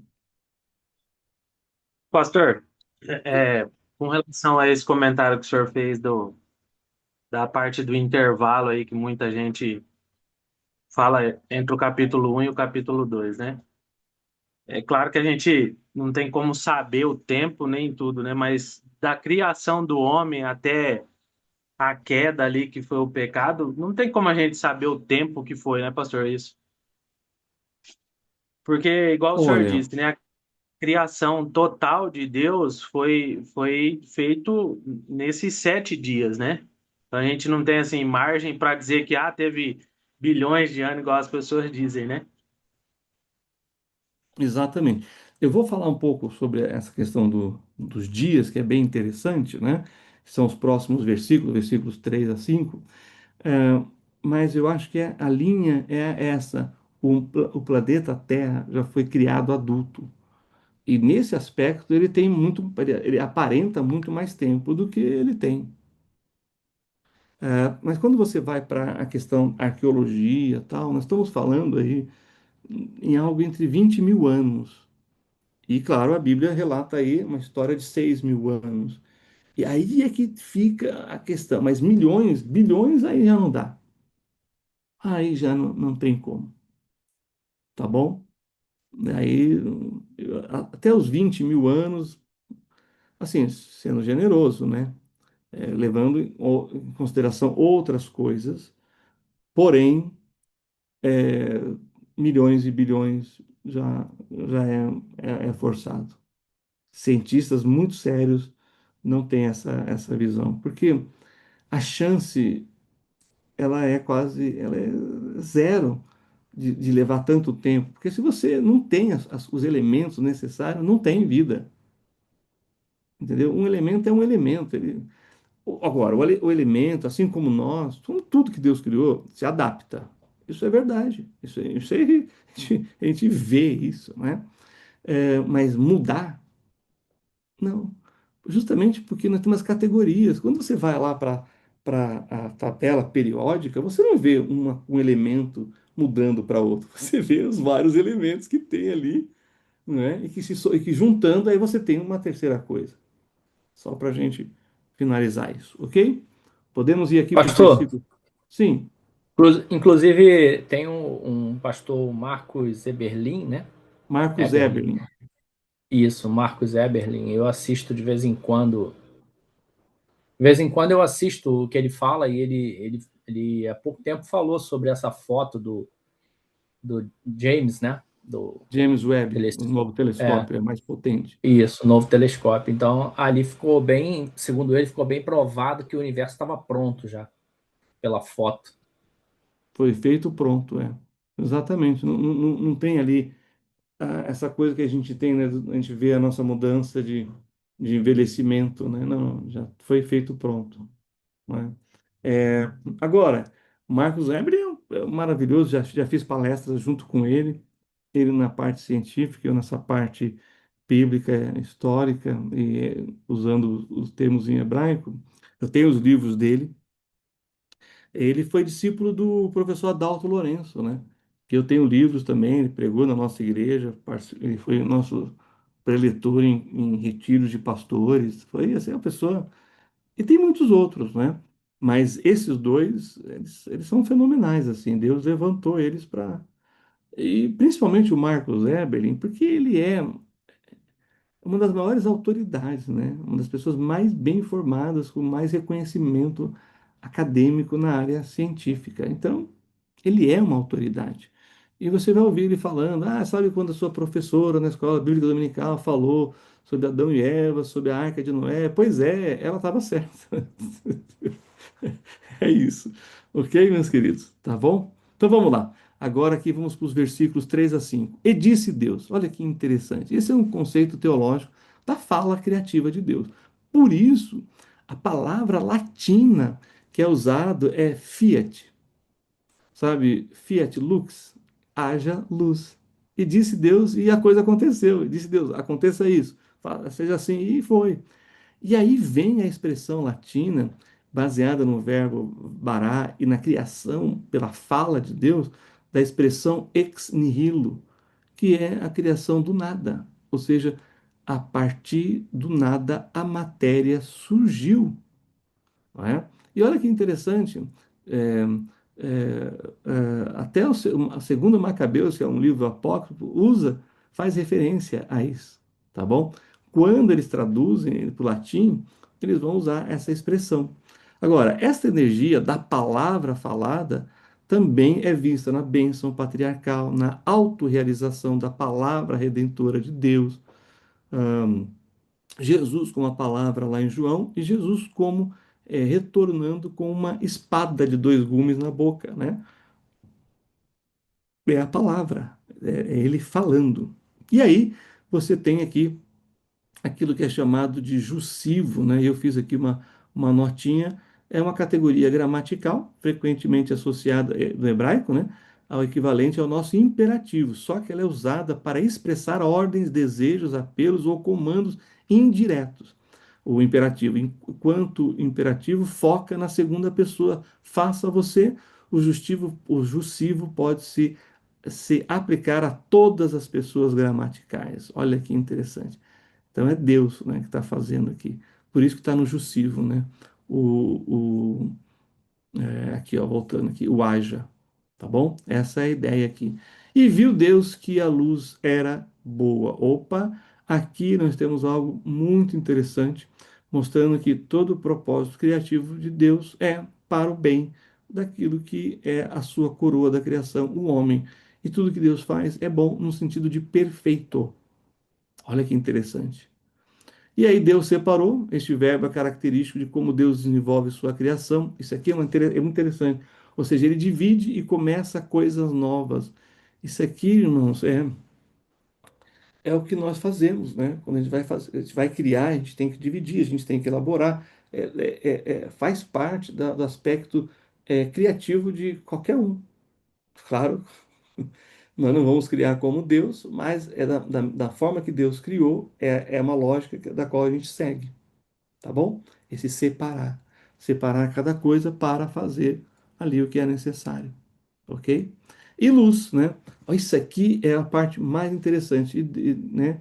E disse Deus haja luz e houve luz. E, claro, a luz na Bíblia é símbolo de vida, pureza e verdade. Apocalipse fala que lá onde nós vamos viver na eternidade, no céu de Deus, não tem sol, porque tem a luz de Cristo. Deus vai ser a nossa luz. Isso mostra para a gente, irmãos, que o pessoal fica muito chocado, né, que Deus só vai criar o sol no quarto dia, porque a gente não está lá, a gente vai precisar do sol, né? As plantas vão precisar do sol para poderem fazer a fotossíntese, né? Mas tem uma coisa que é antes do sol, que é a luz. Agora, que luz é essa? Os rabinos vão dizer que é o próprio Deus, né? E quando a gente olha para Jesus dizendo, eu sou a luz do mundo, entende? E quando a gente olha para o novo céu e a nova terra, que não tem sol, porque o Senhor é a luz, aí a gente entende porque que a luz veio antes do sol.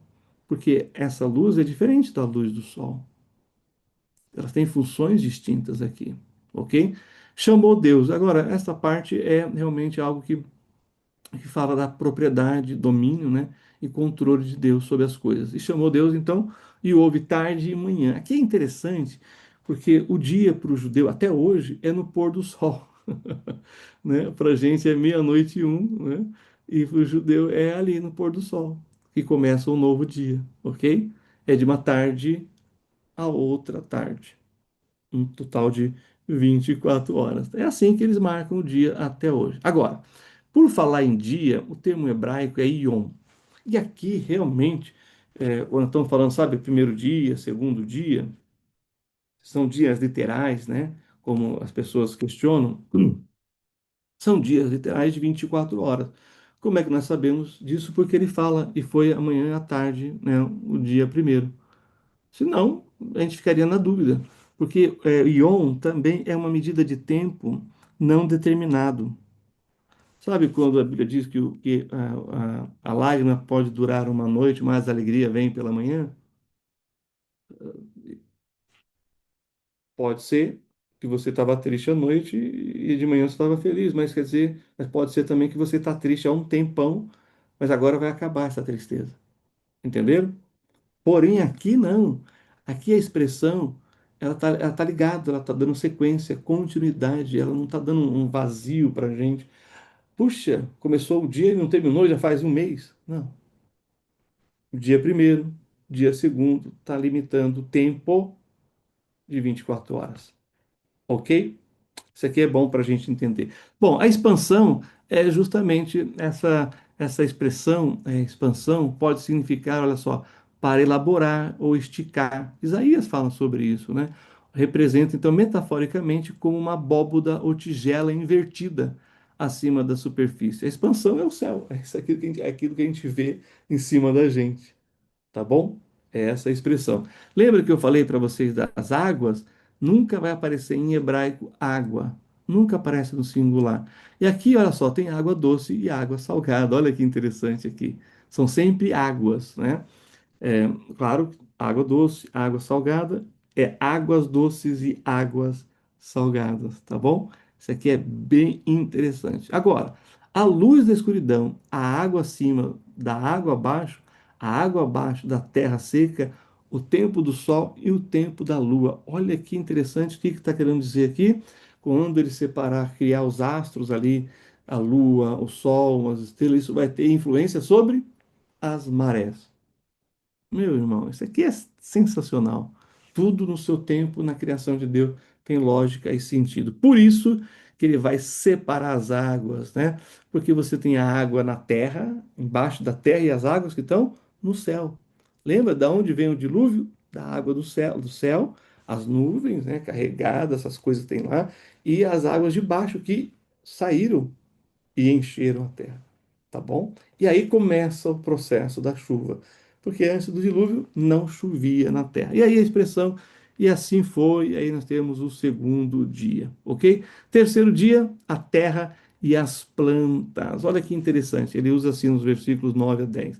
Junte-se e apareça. Os dois verbos iniciais aqui têm essa ideia de, será que nós não estamos falando aqui da Pangeia?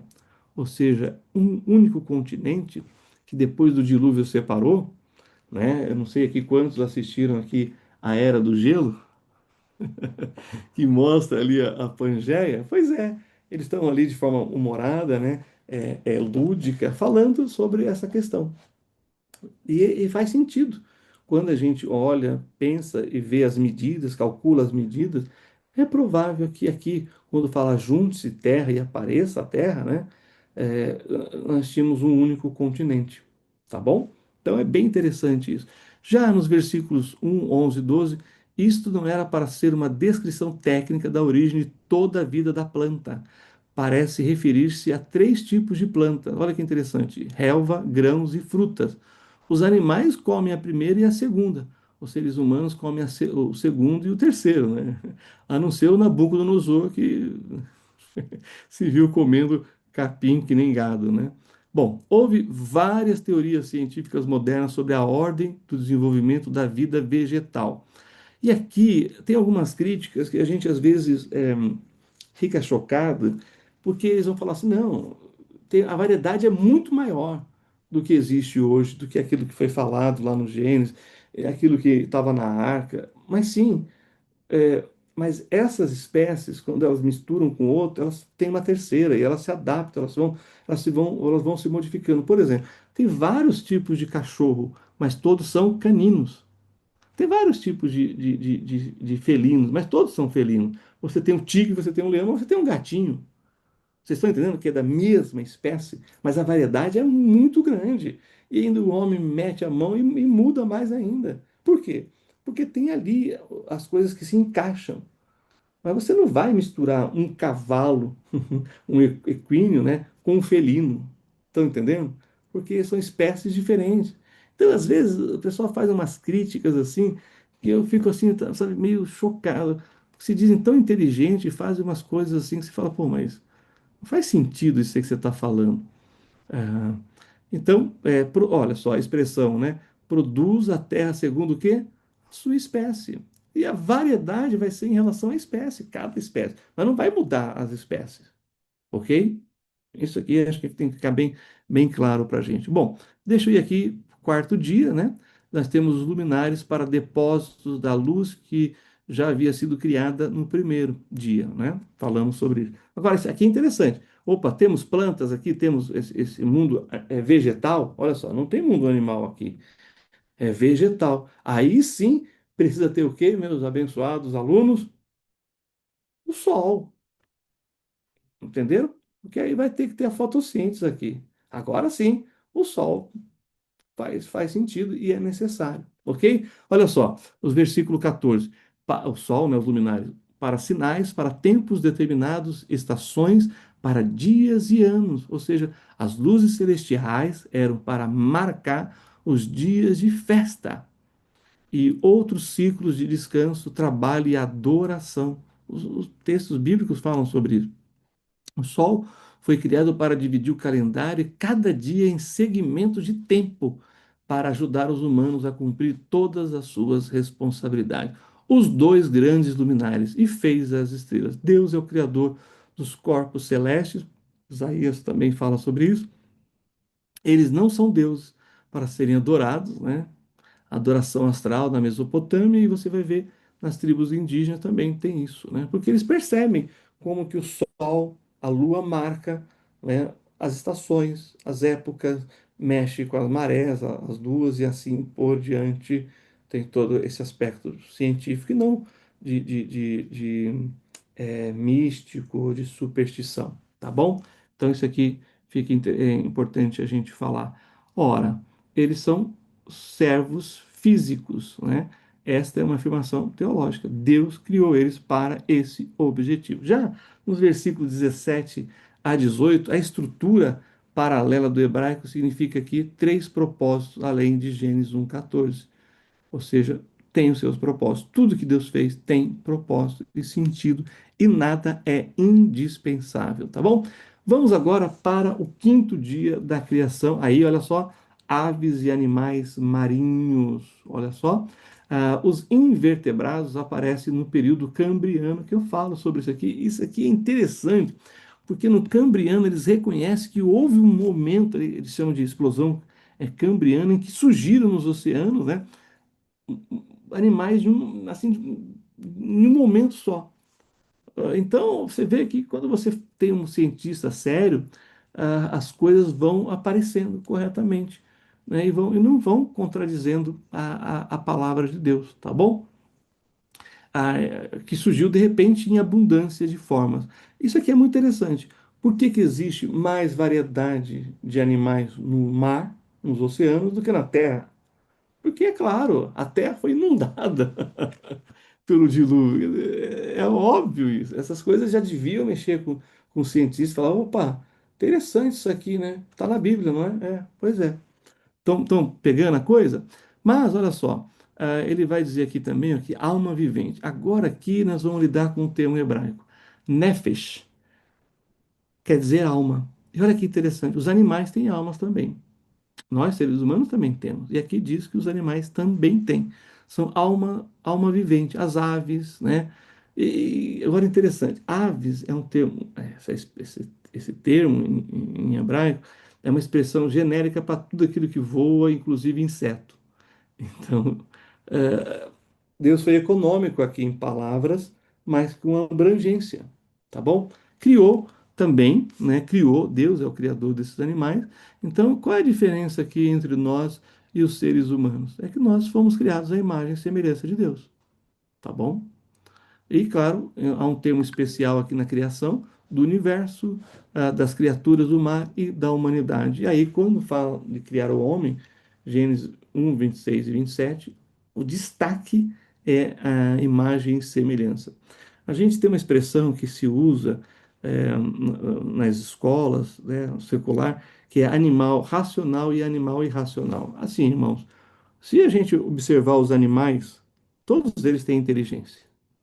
Todos eles têm um raciocínio. Eles estão limitados depois do dilúvio, porque aí eles se tornaram ferozes para a sua própria sobrevivência, porque o homem passou a destruir, a matar e caçar tudo que anda. Estão entendendo? Isso é divino, para a autoproteção dos animais. Mas imagina quando Deus desprendeu a língua da jumenta lá de Balaão e ela falou. Não é o anjo que falou por ela falou. Então, eu entendo que no milênio essas coisas vão. Porque lá no milênio nós vamos brincar com a serpente, com o leão, e essas coisas, e Deus vai tirar a ferocidade. Mas nós vamos chegar lá quando falarmos do dilúvio, tá bom? E aí, olha que interessante, as grandes baleias, todas as aves.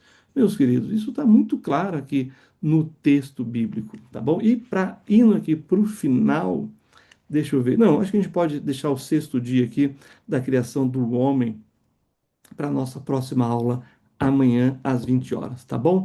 Temos aí 6 minutos para encerrar, então vamos abrir para perguntas, colocações, curiosidade aí dos irmãos. Todos podem falar aqui, pode abrir o microfone nesses últimos minutos que nós temos. Então vamos lá, os irmãos aí que assistiram a aula, ficou alguma dúvida, alguma questão que você gostaria de ver? A apostila está aí para você ler com mais calma, né? Também a nossa aula está gravada para você ouvir aquilo que você precisar para. E se tiver se surgir dúvidas, pode tirar na próxima aula, tá bom? Bem, o irmão Valmir, né, tá aí, o irmão Isaías, Edivaldo, o Leilson, o Breno, o Wilson, o Wellington e o André Luiz, então, o irmão Luiz Marques também. Então, agora, vocês. Opa, tem um parceiro aí, Wellington? Pastor. O nosso mais novo aluno, o nosso mascotinho. Tá com soninho? Ô? Muito bem. Então agora os irmãos podem perguntar, podem fazer as suas colocações. Estamos Pastor, ainda no capítulo 1 de Gênesis, hein? Vai lá. ali, quando estava lendo a criação dos eh, animais marítimos aí, nessa parte, baleia, essas coisas, não especifica, né? Mas uma, um tema que tem sido bem polêmico, assim, né? É a criação eh, eh, os dinossauros, essas coisas, né? Que como apareceram, como mesmo que a Bíblia não especifica, ou se tem uma parte, há uma parte, pastor, que fala, explica isso. Tem sim, né? Quando fala do Behemoth, né? Quando fala. Tem um outro. Tem um outro. Tem um outro termo também, esqueci agora o nome. Mas sim, são referências a esses animais de grande porte, né? E se você vê também, está muito ligado com esse mundo dos, dos, dos répteis. Irmão, vai me dizer que um dragão de Komodo não é um dinossauro. Tá entendendo? Na A definição do baleia, né? termo. Bom, Também, né? baleias, exatamente. Um crocodilo, um jacaré, irmãos. Um elefante, né?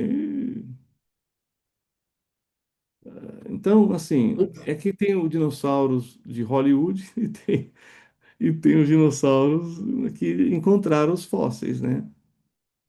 Entendeu?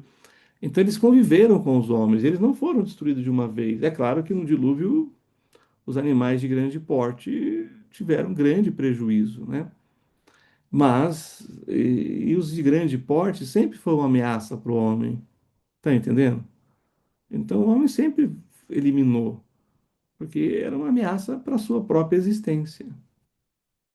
Irmãos, pra vocês terem uma ideia, tem umas coisas que Lá em Israel, essa semana, teve um acampamento lá que uma quantidade grande de chacais, sabe, os chacais, esse animalzinho assim, eles atacaram o povo lá e morderam as pessoas, porque Israel tem as reservas, né, para criar esses bichos. E eles saíram da reserva e foram comer lá no acampamento e atacaram as pessoas. Vocês estão entendendo? Ou seja, os animais selvagens, eles têm um outro instinto que é o que nós chamamos de instinto de sobrevivência.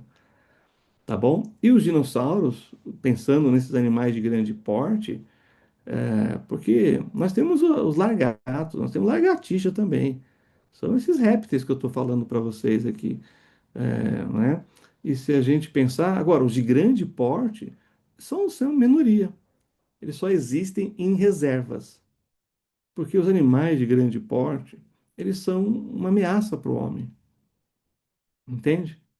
Por isso que os dinossauros não temos grandes dinossauros, não temos dinossauros de grande porte, como não temos outros animais de grande porte. Eh, Meus irmãos, aqui em São Paulo, se eu quiser ver uma girafa, eu tenho que ir no zoológico. Pra vocês terem uma ideia, a mula, o jumento, está entrando em extinção, irmãos. Os cavalos estão entrando em extinção. Por quê? Porque nós temos carro, temos caminhão, temos moto. A gente não precisa desses animais.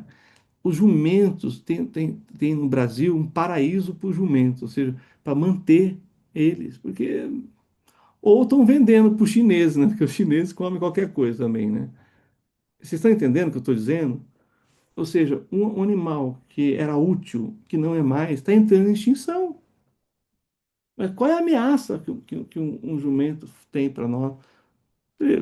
Entenderam?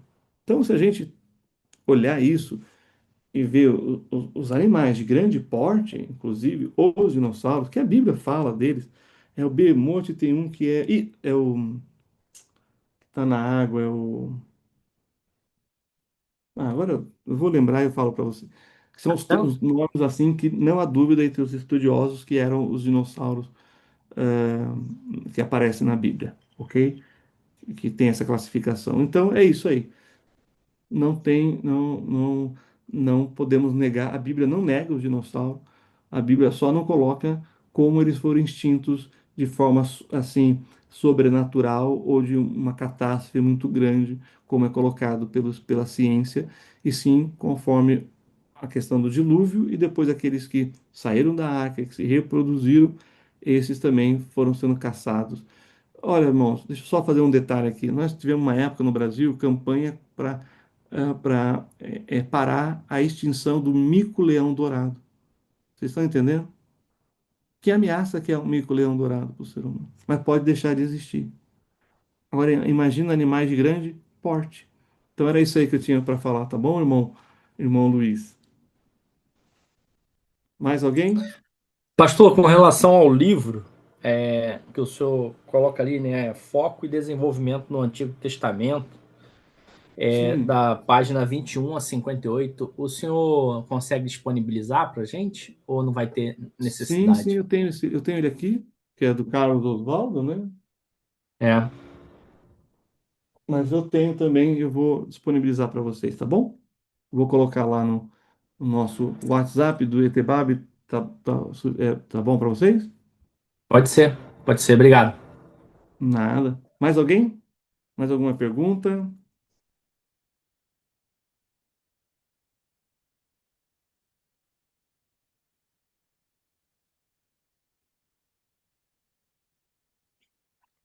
falando, Opa, você tem meu livro, irmão Luiz? Ah, parabéns! Boa leitura. só, só que Espero que ainda você não comecei a goste. ler porque tenho outra leitura já que tinha começado, né? Então, não gosto muito de estar misturando assim leituras, né? Então, vou terminar um livro que estou já no frente. Aí eu acho que nesta semana que vem começo a leitura deste livro. Ah, muito bem, parabéns. Os outros então podem adquirir também, hein? Agora, eu fiz a pesquisa aqui, é o Leviatã, Behemoth e Leviatã. Esse Sim, está na pastor. Bíblia, é totalmente Está dinossauros. em Jó, Isso, Bemote, ele está em Jó 40, dos versículos 15 ao 24. E o Leviatã, exata, em Jó também, no é, capítulo 41. exato, meus irmãos. Assim, é que a Bíblia, ela ela revelou tudo aquilo que a gente precisa para a salvação, para a gente entender o fundamental. Mas ela não deixa de fazer referência a tudo aquilo que a gente tem como conhecimento, né, científico. Por isso que eu usei o termo pré-científico, né? Porque a linguagem científica é moderna, irmãos. Cara, e só para finalizar, para não pegar muito tempo dos irmãos, se você assistir, assiste, não, acompanha essas coisas da área científica e você tem lá os prêmios Nobel, tem cientista que ganhou o prêmio Nobel por desfazer a teoria do outro cientista antes dele que ganhou o prêmio Nobel. Vocês estão entendendo? Então a ciência não é uma coisa assim tão segura como se vendem, né? Por exemplo, até hoje o pessoal não sabe se café faz bem, se café faz mal, se ovo faz bem, se ovo faz mal, se o problema é a margarina ou se é a manteiga. Estão entendendo? Ou seja, tem uma questão que não pode ser dogmática na ciência, ok? Então é isso aí. Muito bem, se não temos mais nenhuma pergunta, vamos orar encerrando essa nossa primeira aula e amanhã às 20 horas estamos de volta, tá bom, meus queridos irmãos? Ok? Então vamos orar aqui, encerrando. Ah, vou pedir aqui para o irmão Valmir. Irmão Valmir, ora por nós, encerrando a nossa aula. O irmão Valmir também tem os meus livros, né, irmão Valmir? Tenho sim, pastor. Tenho sim. Vamos orar. Santo Deus, eterno Pai, obrigado, Senhor, por mais uma oportunidade que o Senhor nos concede de estudar a Sua palavra. Te agradeço, Senhor, por estar participando do curso, estar aprendendo, me desenvolvendo. Te agradeço, Senhor, pela vida do pastor, que o Senhor venha abençoar grandemente a vida dos meus colegas, nós, alunos, que estamos estudando, aprendendo da Sua palavra, que a cada dia o Senhor venha abrir o nosso entendimento para que nós possamos adquirir conhecimento, venha Amém, nos Senhor. capacitar, meu Deus, para fazer a Sua obra. Pedimos ao Senhor que Sim, nessa jornada do estudo, que o Senhor possa estar nos ajudando, nos dando, Pai, direcionamento, entendimento, usando os nossos professores para, com a luz da Sua palavra, estar nos preparando, nos ensinando, para que nós possamos cooperar com a obra do Senhor. sim. Abençoe a vida do pastor Alexandre, sua família, seu Amém. ministério, que o Senhor venha a cada dia estar sustentando, dando graça, que ele possa continuar te servindo e sendo instrumento nas suas mãos. Nos dê, Sim, meu Deus, uma boa noite na sua presença, para que amanhã, no mesmo horário, nós possamos nos encontrar para continuar o estudo da sua palavra. Em sim, nome de Senhor. Jesus, que eu agradeço. Amém. Amém. Shalom, meus irmãos. Deus abençoe e até Amém. amanhã. Amém. Um bom Amém, descanso para pastor. vocês, um bom Boa trabalho noite, meus amanhã. Fica com Estaremos de irmãos. Deus. volta. Boa noite. Boa Amém. noite. Tchau. Tchau, tchau. Tchau, pastor. Boa noite, irmãos. Boa noite, pastor. Até mais. Boa noite, meu irmão.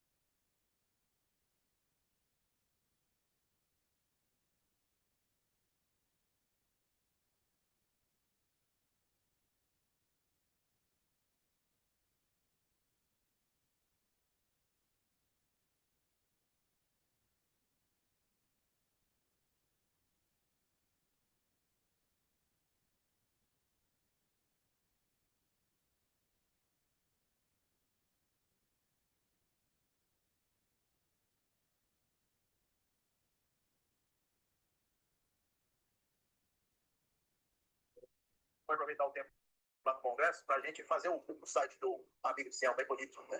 Bem funcional, bem legal. Rapidinho a gente faz, né? Um dia dá para fazer. Planeja um tempo e a gente faz. A hora aí, eu vou ver se eu consigo o custeio dessas passagens, tá bom? Um abraço.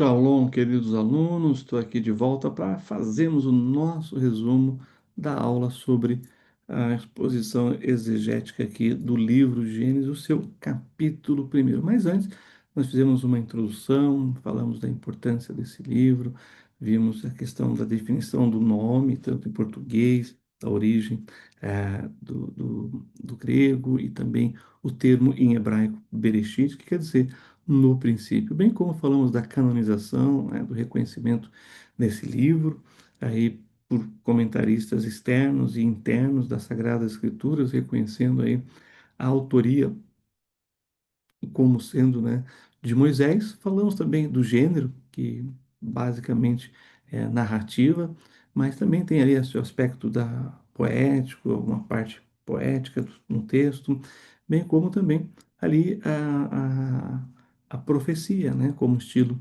literário, tá bom? Mostrando ali que o propósito da narrativa é sempre mostrar a veracidade dos fatos, das histórias, daquilo que é apresentado.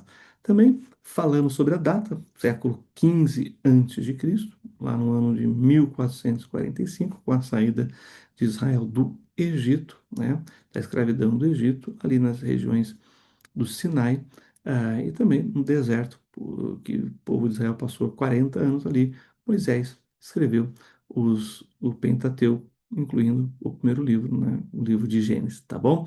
Também a gente falou aqui sobre a parte histórica, do cenário histórico da época, as fontes que Moisés utilizou para escrever o livro, bem como a direção do Espírito Santo e a inspiração divina, né? A gente também viu ali a unidade literária, o contexto do livro de Gênesis, bem como o versículo-chave, o versículo 1, que ali é como se fosse uma espécie de preâmbulo, né? Um prefácio ali, falando no princípio criou Deus os céus e a terra. Bem como também a gente falou sobre a linhagem messiânica, os textos messiânicos em Gênesis, três principais, Gênesis 3:15, né, Gênesis 12 e Gênesis 49. Embora vamos ver outros textos também de linhagem messiânica aqui no livro de Gênesis. Um outro assunto que falamos foi justamente a divisão dos povos, uma referência a Israel, os judeus, os gentios e a igreja do Senhor Jesus, para a gente entender como Deus cria os povos, as nações, em Gênesis, a nação de Israel, como a promessa feita para Abraão vai alcançar ali, né, um grupo de salvos redimidos de Israel, das nações, formando o corpo de Cristo, que é a sua igreja. Também a gente falou da divisão natural do livro de Gênesis, pela os Toledot, as gerações que aparecem na estrutura do livro de Gênesis, e aí entramos também um pouco sobre as sete dispensações, períodos em que Deus tratou com a humanidade de forma específica, né? Bem como o esboço que adotamos aqui para expor o texto, e entramos na criação ali, iniciando o capítulo primeiro de Gênesis, falando, é, refutando a teoria do intervalo, mostrando como que surgiu esse pensamento, essa tentativa de harmonizar a teoria evolucionista com a narrativa bíblica. E entramos no capítulo 1 e fomos ali até o quinto dia da criação, paramos e vamos voltar no sexto dia da criação do homem, e o Senhor criou a sua imagem e semelhança. Então é isso aí, meus queridos alunos, que o eterno Deus de Israel abençoe ricamente a sua vida e até a nossa próxima aula. Shalom, Deus abençoe a todos.